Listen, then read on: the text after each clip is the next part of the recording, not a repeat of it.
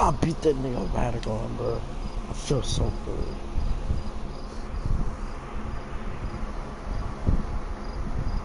So this attack right there, that one has really good tracking, so you have to...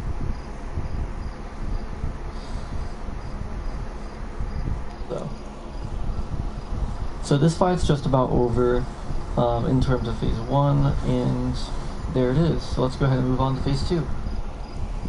Alright, so Elden Beast has a weak spot on its stomach, so that little like cracked area, if you hit that you will deal bonus damage, so I do recommend going for that. It pretty much always opens up with that fire attack if you go close to it, and then it's usually going to run away. Right here it typically does its ring attack, but it can also do a few variations. This, you just want to go ahead and manage your stamina and just sprint in one direction, and you should dodge that just fine. Now, the hardest part about this fight, I think, is just getting in, like, a bit of damage, because it runs away a lot, and it can be really frustrating to play against.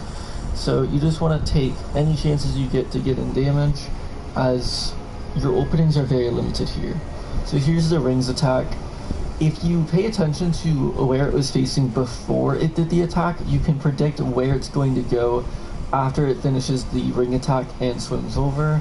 So as you can see, we were pretty close to where it was going to go, so we can almost get in some free damage, but it does move quite quickly. This right here is another one of those star things. Not that bad to dodge.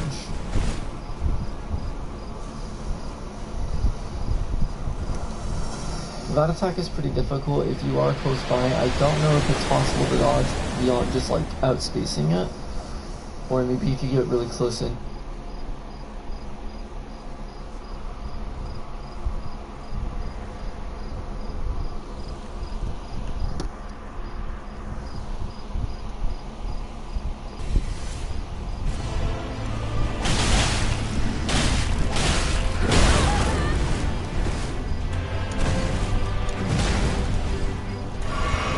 No, I did not mean to lose.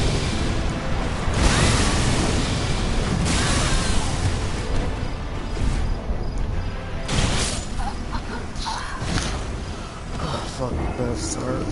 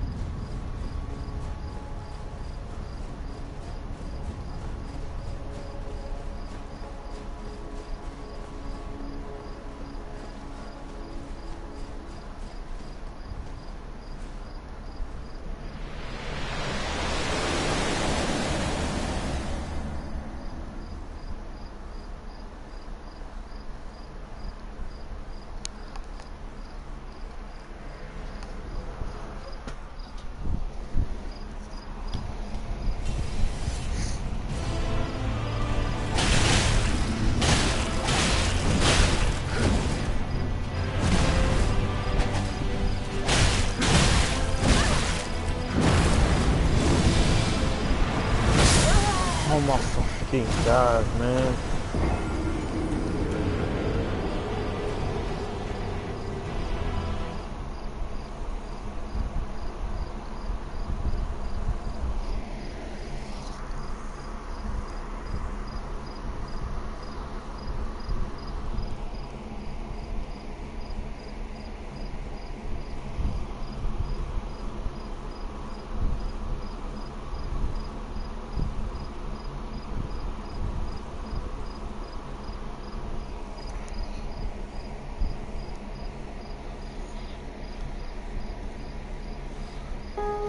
The fall season is finally here, so we promise to be there for you for any budget and all. Hey guys, a lot of people have been asking about my build in the comments of my boss guide videos, so I figured I would make a quick showcase. The Ravisher of Verdun and the Melter of Millennia itself is finally at your fingertips, likely one of the best builds for a new player to completely and utterly turn your worst nightmares into a cringe joke that even a gaming journalist could wrap their tiny heads around. Like when Jared from The Office says, "I'll see you next year on January 31st. Sure, it's funny the first time, Jared, but after a while, it just feels sad and empty. Anyways, without further ado, to unlock the rest of this video, simply like and subscribe within the next 5 seconds.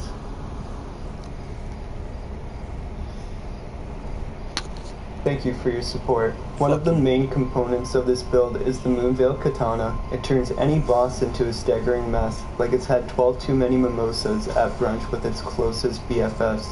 The trick to truly abusing Moonveil is to land the heavy weapon art and the blade itself onto your enemies. Doing this will bring them to their knees like they're about to make a one-way trip to Sloppy Top Town. Another main component to this build is the Mimic Tier. You can get this after you defeat Radon, level it up a little, and the Mimic Tier can basically just replace you for the rest of the game. Most bosses you won't actually even need to fight yourself.